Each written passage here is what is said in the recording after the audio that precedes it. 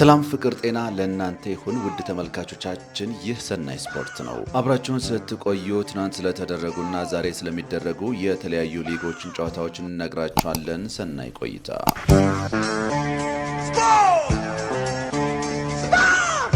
ኢትዮጵያ መድን በካፍ ሻምፒዮንስ ሊግ ኢትዮጵያን የወከለው ኢትዮጵያ መድን የዛንዚባሩን ምላንዴንግን በድምር ውጤት አሸንፎ ሁለተኛውን ዙር ተቀላቅለዋል።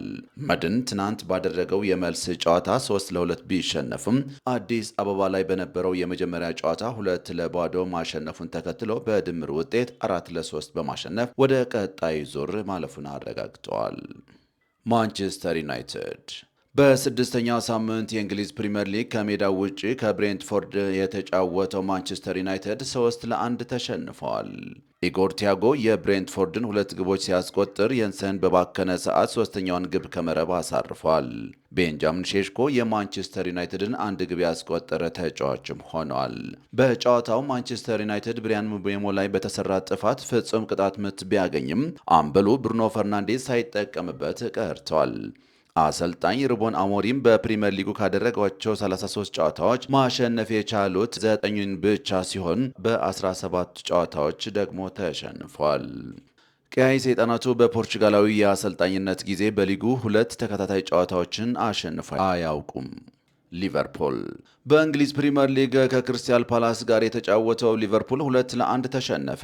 አሌክሳንደር ኢሳቅ በሊጉ ለመጀመሪያ ጊዜ በቋሚነት በተሰለፈበት ጨዋታ የመርሲሳይዱ ክለብ በውድድር ዓመቱ ለመጀመሪያ ጊዜ የተሸነፈበትም ሆኗል። ኢስማኤል አሳርና ተቀይሮ የገባው ኤዲ ኒኬታ የፓላስን ግቦች ሲያስቆጥሩ ፌዴሪኮ ኬዜ የሊቨርፑልን 1 ግብ ያስቆጠረ ተጫዋች ሆነዋል። በሌሎች ጨዋታዎች ማንቸስተር ሲቲ በርንሌይን 5-1 አሸንፏል። በኢትሃድ በተደረገው ጨዋታ ሃላንድ 2 ግቦችን ሲያስቆጥር ማቲያስ ኑነስ 1 ግብ አስቆጥሯል። ስቲቭ በራሱ ላይ የሲቲን 2 ግቦችን አክለዋል። ጄደን አንቶኒ የበርንሌይን 1 ግብ ያስቆጠረ ተጫዋችም ሆነዋል።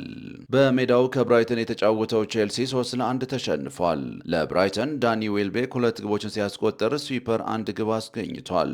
በቼልሲ በኩል ትሬቨር ቻሎባ በቀይ ካርድ ከሜዳ በወጣበት ጨዋታ ኤንዞ ፌርናንዴዝ ብቸኛዋን ግብ አስቆጥሯል። ሰንደርላንድ በእንግሊዝ ፕሪምየር ሊግ ሰንደርላንድ ከሜዳ ውጭ ኖቲንግሃም ፎረስትን 1-0 አሸንፏል። ከ7 ዓመት በኋላ ወደ ሊጉ የተመለሰው ሰንደርላንድ በኦማር ኦልደትሬት ብቸኛ ግብ አሸንፎ ወጥቷል። ሰንደርላንድ ካደረጋቸው 6 የሊግ ጨዋታዎች 3ኛ ድሉም ሆኖ ተመዝግበዋል። የኖቲንግሃም አዲሱ አሰልጣኝ አንጌ ቦስቶግሉ ለመጀመሪያ ጊዜ በሜዳቸው ባደረጉት ጨዋታ ለመሸነፍ ተገደዋል። የማድሪድ ደርቢ በማድሪድ ደርቢ ትናንት በተደረገው ጨዋታ ሪያል ማድሪድ በአትሌቲኮ ማድሪድ 5-2 ተሸንፏል።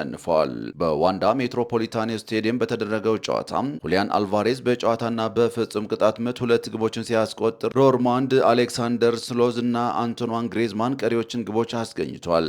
ኬሊ ሚባፔ እና አርዳ ጉለር ደግሞ የሪያል ማድሪድን ግቦች ያስቆጠሩ ተጫዋቾች ናቸው። አትሌቲኮ ማድሪድ ሪያል ማድሪድን በላሊጋው በዚህን ያክል የግብ ልዩነት ሲያሸንፍ ከ75 ዓመት በኋላ ለመጀመሪያ ጊዜ ነው። ሪያል ማድሪድ በውድድር ዓመቱ ለመጀመሪያ ጊዜ የተሸነፈበትም ሆኗል። ጁቬንቱስ በ5ኛ ሳምንት የጣሊያን ሴሪኤ በሜዳው ከአትላንታ የተጫወተው ጁቬንቱስ አንዳቻ ተለያይቷል። በቱሪን በተደረገው ጨዋታ ዴቪድ ካባል ለጁቬንቱስ ካማል ሱልማና ደግሞ ለአትላንታ ግቦችን አስቆጥሯል። ጁቬንቱስ የሊጉን መሪነት ከናፖሊ የሚረከብበትን እድልም ሳይጠቀምበት ቀርቷል። ዛሬ የሚደረጉ ተጠባቂ ጨዋታዎች ኒውካስትል ከአርሴናል በስድስተኛው ሳምንት የእንግሊዝ ፕሪምየር ሊግ ዛሬ አርሴናል ከሜዳው ውጪ ምሽት 12 ሰዓት ከ30 ላይ ከኒውካስትል ዩናይትድ የሚያደርገው ጨዋታ ትልቅ ግምት አግኝተዋል። ትላንት ሊቨርፑል በክሪስታል ፓላስ 2-1 መሸነፉን ተከትሎ አርሴናል ከአሁኑ ወደ 5 የሰፋውን የነጥብ ልዩነት ለማጥበብ ወደ ሜዳ በሚገባበት ጨዋታ ከኒውካስትል ከባድ ፈተና ይጠብቀዋል። በተለይ ደግሞ ኒውካስትል በሜዳው ከአርሴናል ያደረጋቸውን ያለፉትን 3 ጨዋታዎች ግብ ሳይቆጠርበት ጭምር ማሸነፉ በዛሬው ጨዋታም የመድፈኞቹ የቤት ስራ ከባድ ሊያደርግባቸው ይችላል ተብሏል። ለአርሴናል ትልቁ ዜና በትከሻ ጉዳት የተወሰኑ ጨዋታዎችን ያለፉት አምበሉ ማርቲን ኦዲጋርድ ለዛሬው ጨዋታ ዝግጁ መሆን ነው። ቡካዮ ሳካም በሴንት ጄምስ ፓርክ ስቴዲየም ለሚደረገው ጨዋታ በሙሉ ጤንነት ላይ እንደሚገኝ አሰልጣኝ ሚኬል አርቴታ ተናግረዋል። ኖኒ ሞዲኬ፣ ካይ ሃቨርትስ እና ገብርኤል ጄሱስ በጉዳት ከስብስብ ውጭ የሆኑ ናቸው። በኒውካስትል በኩል አንቶኒ ጎርደን ከቅጣት ሲመለስ ፋቢያን ሼር ግን በጭንቅላት ጉዳት የመግባቱ ነገር አልተረጋገጠም።